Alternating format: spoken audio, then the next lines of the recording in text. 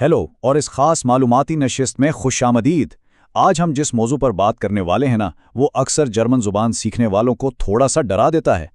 जी हाँ, हम बात कर रहे हैं जर्मन ग्रामर के 4 केसेस की। लेकिन यकीन करें, आज हम इन केसेस को किसी बोरिंग और मुश्किल ग्रामर के उसूलों की तरह बिल्कुल नहीं पढ़ेंगे, बल्कि हम उन्हें एक ड्रामे के दिलचस्प किरदारों की तरह समझेंगे। जरा सोचें कि हर जर्मन जुमला एक स्टेज है और हर इस्म यानी नाउन इस स्टेज पर अपना एक खास किरदार अदा कर रहा है। एक बार जब आप इन किरदारों को पहचानना सीख गए तो समझें जर्मन ग्रामर का सबसे बड़ा राज आपके हाथ आ गया। तो शुरू करें। तो आज के हमारे सेशन के एजेंडे में ये चीज़ें शामिल हैं। पहला, नॉमिनेटिव यानी हमारा मरकजी काम करने वाला। दूसरा, एक्कुजाटिव यानी बराह रास्त टारगेट। तीसरा, डाटिव हमारा खुशनसीब वसूल करने वाला। चौथा, जेनेटिव यानी फ़ख्र करने वाला मालिक। और आखिर में हम कुछ सुनहरी उसूलों पर नज़र डालेंगे। चलें सबसे पहले बात करते हैं पहले हिस्से की, यानी नॉमिनेटिव, हमारा मरकजी काम करने वाला। ओके, तो इसको समझने के लिए सीधा सा असूल है। ये किरदार हमारे शो का सुपरस्टार है, यानी वो शख्स या चीज़ जो असल में एक्शन कर रही है। जब भी आपको किसी जुमले में इस हीरो को तलाश करना हो ना, तो बस एक जासूस की तरह ये सादा सा सवाल पूछें। वेयर यानी कौन ये काम कर रहा है, या वॉस यानी क्या चीज़ ये काम कर रही है। बस जो भी इस सवाल का जवाब होगा वही हमारा नॉमिनेटिव है। दरअसल नॉमिनेटिव जुमले की बिल्कुल बुनियाद होता है। देखिए, हर जुमले में एक सब्जेक्ट का होना लाजमी है। मिसाल के तौर पर देयर मन श्लेफ्ट यानी आदमी सो रहा है। अब पूछें कौन सो रहा है? देयर मन। तो ये वो किरदार है जिसके बगैर हमारी कहानी शुरू ही नहीं हो सकती। बिल्कुल सिंपल। अब यहाँ एक छोटी सी लेकिन बहुत दिलचस्प बात है। कुछ खास फेल या वर्ब्स ऐसे होते हैं जो कोई एक्शन नहीं दिखाते, बल्कि महज एक हालत को जोड़ते हैं, जैसे जाइन यानी होना, वेर्डन यानी बनना और ब्लाइबन यानी रहना। जब ये वाले फेल आते हैं ना, तो हमारा हीरो अकेला नहीं होता, बल्कि उसे अपना एक हमशक्ल मिल जाता है। बिल्कुल जैसे आईने में कोई अक्स नजर आ रहा हो या कोई स्टंट डबल हो। मिसाल के तौर पर डी फ्रो इस्ट एर्स्टन यानी औरत डॉक्टर है। अब यहाँ औरत और डॉक्टर दोनों ही नॉमिनेटिव हैं, क्योंकि बात एक ही शख्स की हो रही है। कमाल है ना? अब आगे बढ़ते हैं हिस्सा 2 की तरफ, एक्कुजाटिव हमारा बराह रास्त टारगेट। अब जाहिर है, जब हीरो स्टेज पर मौजूद है तो वो कोई ना कोई एक्शन तो करेगा ना, और वो एक्शन किसी चीज पर असरअंदाज भी होगा। इस किरदार को पहचानने का तरीका यह है कि आप पूछें, हीरो ने अपना एक्शन किसको, या जर्मन में वेन, या फिर क्या यानी वॉज पर किया। ये वो शख्स या चीज है जिसे एक्शन का सीधा सीधा निशाना बनाया गया है। तो हम कह सकते हैं कि एक्कुजाटिव दरअसल हमारा डायरेक्ट ऑब्जेक्ट है, जैसे स्टेज पर रखा कोई सामान जिसे हीरो उठाता है। एक मिसाल लेते हैं, इश जे देन हुंड यानी मैं कुत्ते को देखता हूं। हीरो क्या देख रहा है? कुत्ते को, तो कुत्ता यहां एक्कुजाटिव बन गया। और हां, याद रखिएगा, ये केस खास तौर पर हाबिन, जे या काउफिन जैसे अफ़ाल के साथ आता है, और कुछ मखसूस प्रेपोजिशंस जैसे दुइश और फ्यूल इसे फौरन ट्रिगर कर देती हैं। अब इस स्लाइड के बारे में जो सबसे मज़ेदार बात है ना, वो ये है कि यहाँ जर्मन जुबान हमें एक बहुत बड़ी रियायत देती है। वो ये कि सिर्फ मुज़क्कर यानी मैस्कुलिन किरदार अपना लिबास तब्दील करता है। जी हाँ, डेयर बदलकर डेन हो जाता है और आयन बदलकर आयनिन हो जाता है। बाकी मोनिस और गैर जानिबदार अल्फाज बिल्कुल अपने पुराने लिबास में ही रहते हैं, उनमें ज़रा भी तब्दीली नहीं आती है ना। ये याद रखने का एक ज़बरदस्त तरीका। चलें हम मिलते हैं अपने तीसरे किरदार से। हिस्सा तीसरा, डेटिव हमारा खुशनसीब वसूल कुनंदा।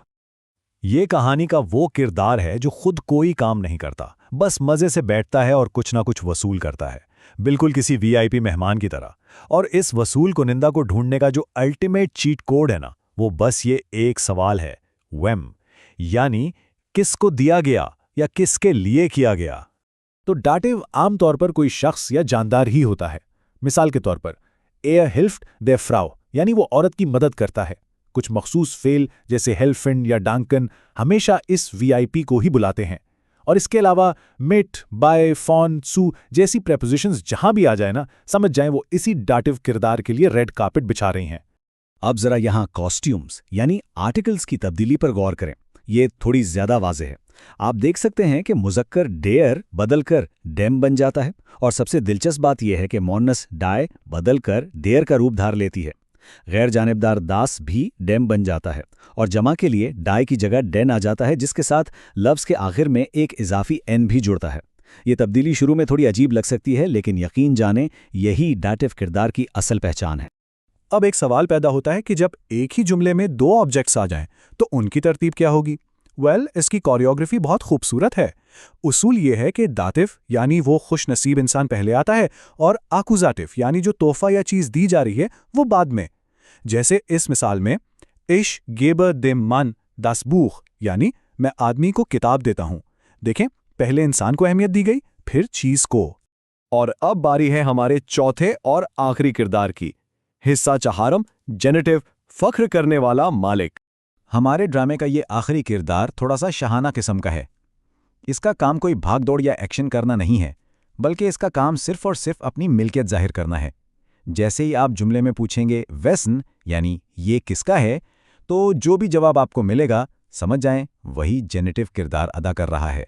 अगर आप इस टेबल को देखें तो यहाँ एक बहुत खास पैटर्न नजर आएगा। मुज़क्कर और गैर जानिबदार दोनों डेस में बदल जाते हैं, और उससे भी अहम बात, इनके नाउन के बिल्कुल आखिर में एक एस या ईएस का इजाफा हो जाता है, बिल्कुल एक शाही मोहर की तरह। मिसाल के तौर पर दस आउटो डेस बानस यानी आदमी की गाड़ी, जबकि दूसरी तरफ मोनस और जमा दोनों सूरतों में आर्टिकल बस डेयर बन जाता है। वैसे आपको एक अंदर की बात बताऊं, हकीकत में जेनेटिव का इस्तेमाल ज्यादातर सिर्फ तहरीरी जर्मन में ही होता है। जब लोग रोजमर्रा की बोलचाल में बात करते हैं ना, तो अमूमन एक बहुत ही आसान शॉर्टकट इस्तेमाल करते हैं, और वो है फॉन प्लस डाटिव। यानी the sort of this man is कहने के बजाय वो बस द सॉर्ट ऑफ फुंदिमान कह देते हैं। दोनों का मतलब बिल्कुल एक ही है, बस ये आम गुफ्तगू का एक जरा आसान और सीधा रास्ता है। चलें, अब हम इन सब चीजों को एक साथ मिलाते हैं और देखते हैं कि ये कैसे काम करती हैं। हिस्सा 5वां, सुनहरी असूल। अब वक्त आ गया है कि इन तमाम किरदारों को एक ही फ्रेम में देखा जाए। ये टेबल दरअसल आपकी मास्टर चीट शीट है। देखें, नॉमिनेटिव हमारा काम करने वाला है, यानी वेयर। अकुजातिव हमारा सीधा टारगेट है, यानी वेन। दातिव वो है जिसे कोई चीज मिलती है, यानी वेम। और गेनेटिव महज मुल्कियत जाहिर करता है, वेसन। अगर आप इस एक फ्रेमवर्क को समझ गए ना, तो इसका मतलब है आपने जर्मन ग्रामर की सबसे बड़ी और मुश्किल पहेली को सॉल्व कर लिया है।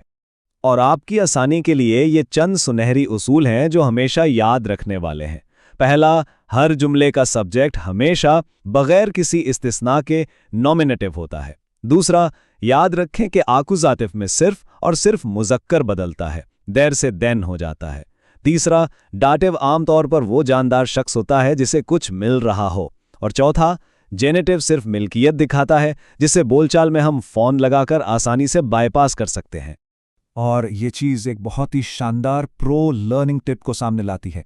वो ये कि रट्टे मारने के बजाय पैटर्न्स को समझना ही असल कामयाबी है। जैसे यहाँ देखें, पहला जुमला इश हाबा आइनन हुंड, ये आकुजाटिव पैटर्न है। दूसरा, इश गेब देम हुंड, ये डाटिव पैटर्न है। और तीसरा, दस हाउस दिस मानस, ये जेनेटिव पैटर्न है। जब आप इन छोटे छोटे जुमलों को इनके केसेस के साथ अपने जहन में बिठा लेते हैं ना, तो फिर आपकी जर्मन बोलने में एक बिल्कुल फितरी रवानी आ जाती है। तो लीजिए, अब आपके पास जर्मन जुमलों के इस स्टेज को समझने की पूरी सलाहियत मौजूद है। अब अगली बार जब भी कोई नया जर्मन जुमला आपके सामने आएगा ना, तो खुद से ये सवाल जरूर कीजिएगा, यहाँ हमारा हीरो कौन है, टारगेट कौन है और खुश नसीब वसूल कुनिंदा कौन है। देखना यह है कि अगली जर्मन लाइन में आप सबसे पहले किस किरदार को पहचानते हैं। हमारी इस मालूमाती नशिस्त में शामिल होने का बहुत बहुत शुक्रिया। सीखने का ये सफ़र यूं ही जारी रखिएगा।